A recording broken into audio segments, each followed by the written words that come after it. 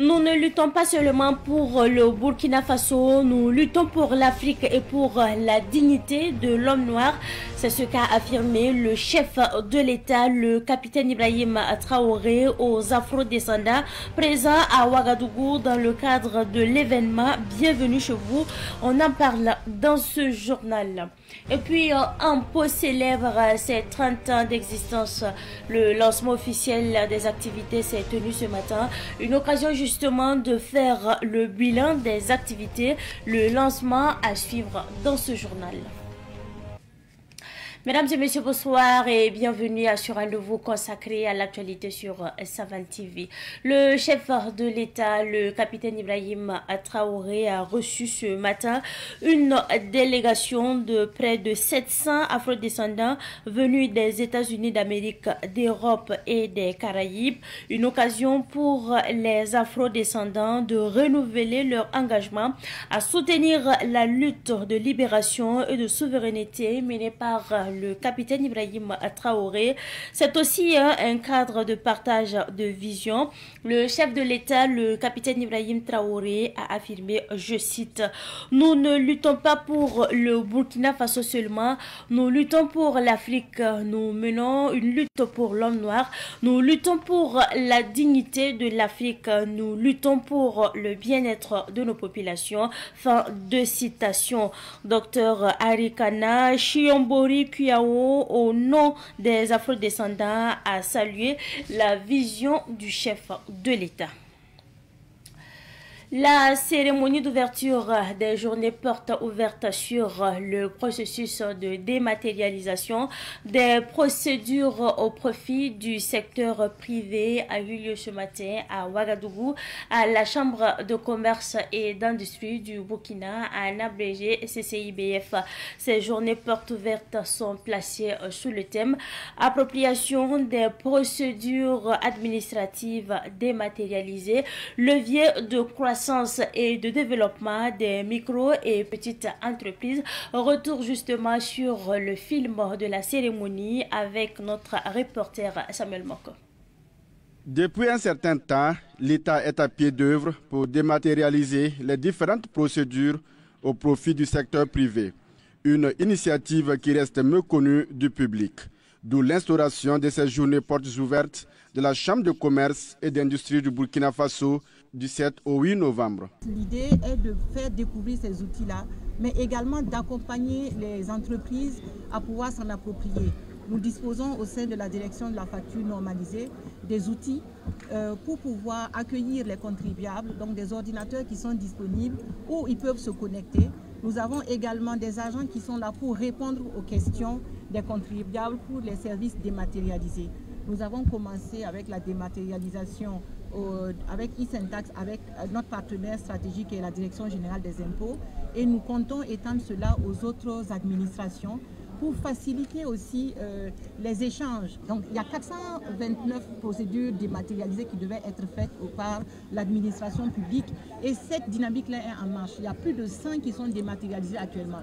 Au niveau des impôts par exemple, vous avez e-Syntax. Donc e-Syntax, ça vous permet de faire vos déclarations d'impôts en ligne. Vous avez actuellement la TVM. Donc ceux qui n'ont pas encore payé leur TVM, ils peuvent aller, il y a une application qui leur permet de payer directement leur TVM et d'être plus à l'aise au lieu de se déplacer aux impôts. Il y a également des services dématérialisés qui ont été proposés ici et tout, et qui permettent aux contribuables rapidement de pouvoir aller sur l'application. Et justement, étant donné que les usagers ne connaissent pas toutes les applications, en venant ici, on peut les assister. Le ministre en charge de l'industrie, patron de la cérémonie, s'est fait représenter par son directeur de cabinet, Zakaria Gengane. Qui dit opération commerciale, dit temps nécessité de la réaliser dans un temps assez raisonnable, efficacité, compétitivité et compétence. Donc, ces journées portes ouvertes permettent justement de mettre à la disposition du public, qui est d'ailleurs invité à se mobiliser massivement pour visiter ces lieux. C'est le lieu ici justement de lancer cette invite. Au-delà des participants qui sont venus à la cérémonie d'ouverture, il y a lieu que le grand public, que ce soit les entreprises, que ce soit les individus, viennent visiter ces stands-là. Parce que chacun y trouve son compte. Vous avez des solutions pour faciliter l'obtention d'actes administratifs à titre individuel. La première édition des journées portes ouvertes de la Chambre du commerce et d'industrie du Burkina Faso se tient sous le thème « Appropriation des procédures administratives dématérialisées, levier de croissance et de développement des micro et petites entreprises ». Et après donc ce reportage sur la chambre de commerce, nous déposons nos valises cette fois-ci dans la cité du Cavalier Rouge. Après 10 mois de travaux, le mur de la gendarmerie de Koudougou est désormais sur pied. Une réalisation rendue possible grâce à la société Green Hand qui a investi plus de 200 millions de francs CFA pour offrir justement un cadre plus sécurisé aux forces de l'ordre. La cérémonie de réception de l'ouvrage a eu lieu aujourd'hui même dans la cité du Cavalier Rouge, dans la région de Nando, et c'est un reportage signé Daouda Yamego. Avant le mois de mars 2025, la compagnie de gendarmerie de la cité du Cavalier Rouge avait un cadre peu approprié à son fonctionnement. Il y a quelques mois encore, les casernes de l'ex-brigade ville et de la compagnie de gendarmerie de Koudougou étaient à découvert et servaient de pâturage pour le bétail et de raccourci pour les promeneurs sous le regard impuissant des gendarmes.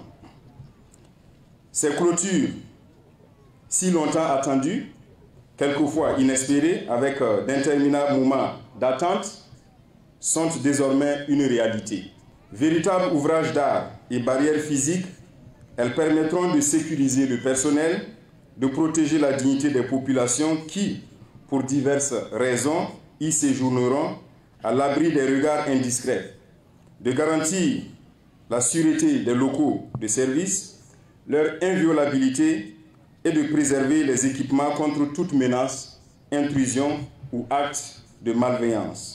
Le nouveau visage de la compagnie de gendarmerie de Koudougou est l'œuvre de la société Green Hand qui entend contribuer au renforcement de la sécurité, à l'amélioration des conditions de travail des forces de défense et de sécurité et participer au développement du Burkina Faso. Nous voulons épouser la vision du capitaine Ibrahim Traoré et l'initiative Faso Mevo qui vise à accompagner les populations à travers dans le domaine de la santé, de l'agriculture et également de la sécurisation des sites. Un mur flambant neuf construit sur une superficie d'environ 4 hectares illustre la bonne collaboration entre les forces de défense et de sécurité et les populations civiles, selon le conseiller technique du ministre en charge de la sécurité. Ils doivent faire en sorte qu'ils soient bien entretenus parce que ça améliore leurs conditions de travail et puis en plus ça leur apporte surtout la sécurité.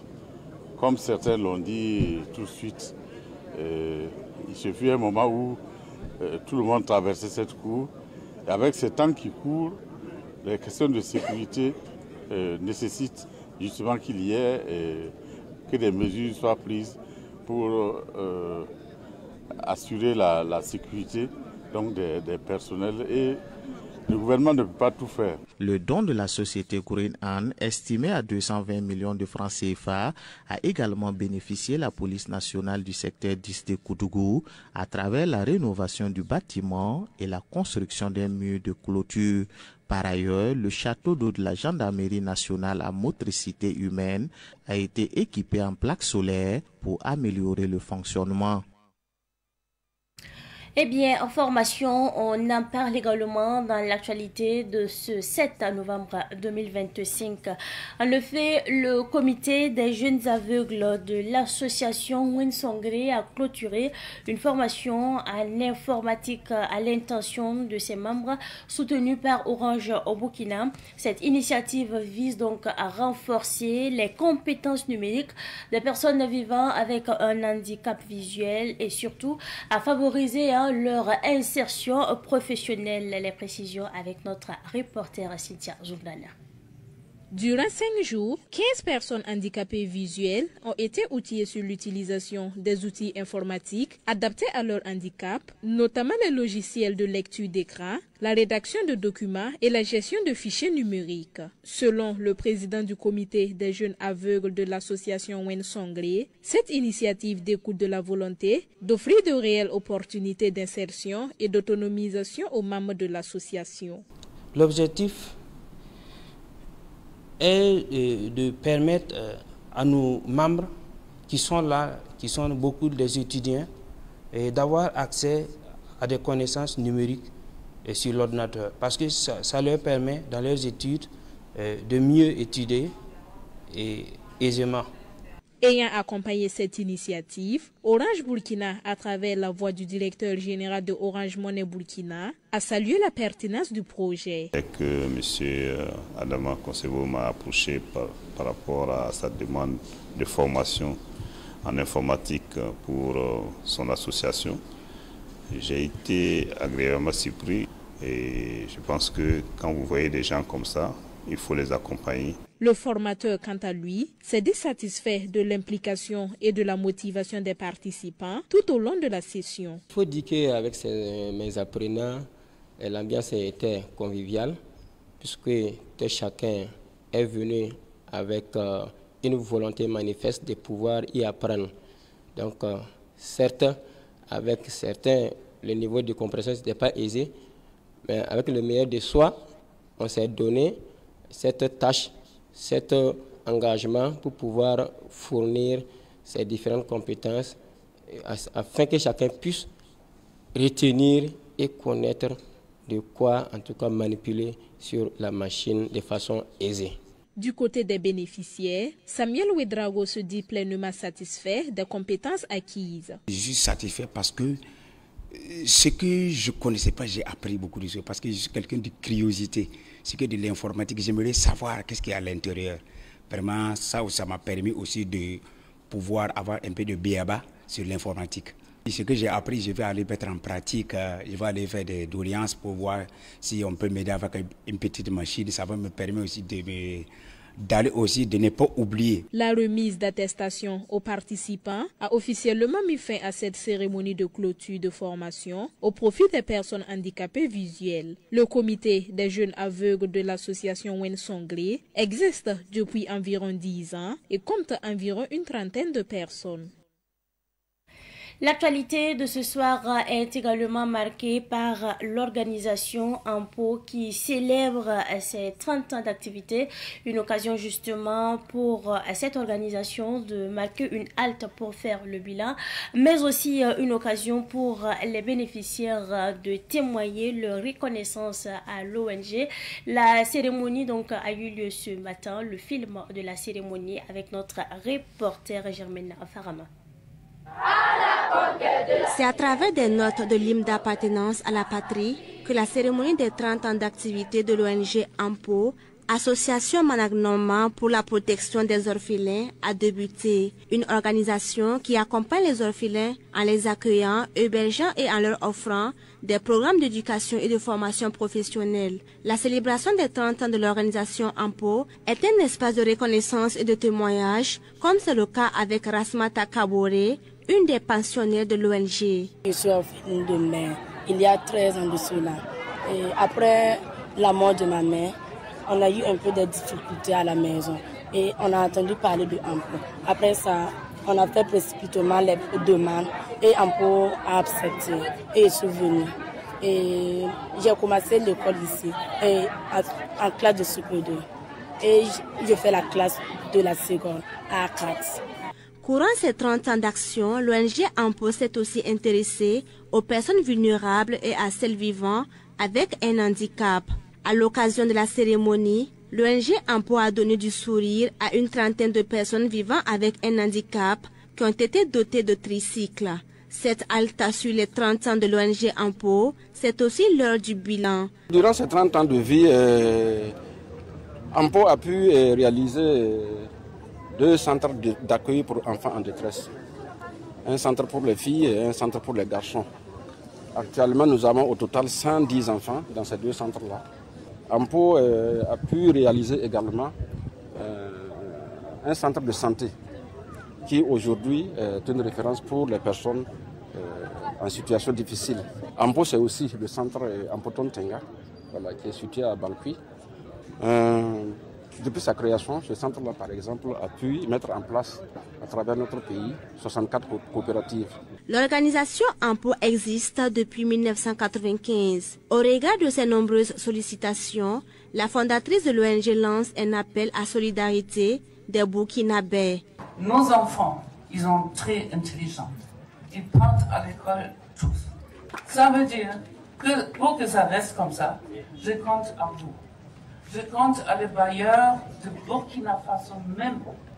S'il vous plaît, cher Burkina Faso, aidez nos enfants d'être un enfant de demain, d'être quelqu'un, un démocrate, quelqu'un qui aide notre pays. Les 30 ans de l'AMPO sont célébrés sur 3 jours. Un marathon et une course cycliste sont au programme. Les 30 ans de l'ONG, c'est aussi la fête pour les bénéficiaires qui ont même proposé une hymne pour la paix, puis esquissé des pas de danse lors de la cérémonie. Le sport est également au menu de l'actualité de ce soir et nous parlons de la finale de la 7e édition du tournoi de Maracana du collectif 06 disputé le samedi 1er novembre 2025 à Koudgou dans la cité du Cavalier Rouge. Kadeba FC s'est imposé face à Arsenal FC par 1-0. En plus donc du trophée, l'équipe Kadeba FC victorieuse est repartie avec un jeu de maillot, des médailles, un ballon, une enveloppe de 150 000 francs CFA. Le film donc de cette finale avec nos reporters Samuel Moko et Daouda Kabori. La finale disputée sur le terrain de l'ex-permanence à Dapoya a mobilisé un grand public venu encourager les 2 équipes, Kadeba FC et Arsenal FC. Une confrontation qui a vu la victoire de Kadeba FC. Pour le président du collectif 06, l'objectif du tournoi est de faire du sport un instrument de promotion de la cohésion sociale. Nous sommes dans un contexte particulier. Voilà, ce qui arrive aux autres peut arriver à nous aussi. Donc nous devons en tout cas développer des valeurs de solidarité. Nous n'avons pas tout ce que vous voyez comme appui la réussite, c'est pas nous. C'est toute cette union, les fils de Koudgou, vraiment le ministre d'État, tous ces appuis-là qui font que chaque année l'édition prend de l'ampleur. Cette édition qui avait pour thème soutenir l'autonomisation des veuves des FDS tombées pour la patrie avait pour parrain Sibila François Yamoyogo. Il a salué la tenue de la compétition. Non, vous savez, le sport, c'est déjà participe à la cohésion sociale. Donc, c'est un tremplin donc de rassemblement et de fraternité. Et en tout cas, c'est toujours un message de cohésion au niveau donc du collectif. En plus du trophée, l'équipe victorieuse a reçu un jeu de maillot, des médailles, un ballon et la somme de 150 000 francs CFA. En plus du trophée, l'équipe victorieuse a reçu un jeu de maillot, des médailles, un ballon et la somme de 150 000 francs CFA. Et puis, en marge de la finale du tournoi Maracana, il y a eu une visite d'un périmètre maraîcher d'1 hectare et d'une ferme d'élevage réalisée par le collectif 06 au profit des veuves des FDS tombées au front, mais aussi une remise de vivres à ces dernières. Un don de 2 tonnes de ciment à Faso Mebo a également eu lieu. Ce n'est pas parce que quelqu'un te sourit qu'il est forcément avec toi. Certains sourires ne sont que des masques, des rideaux pour cacher des mauvaises intentions. Ne vous laissez pas impressionner par les faux sourires. C'est tout pour cette édition. Merci à vous pour votre constante fidélité. Excellente suite de programmes, accompagnée bien sûr des programmes de la télévision, des nouvelles idées.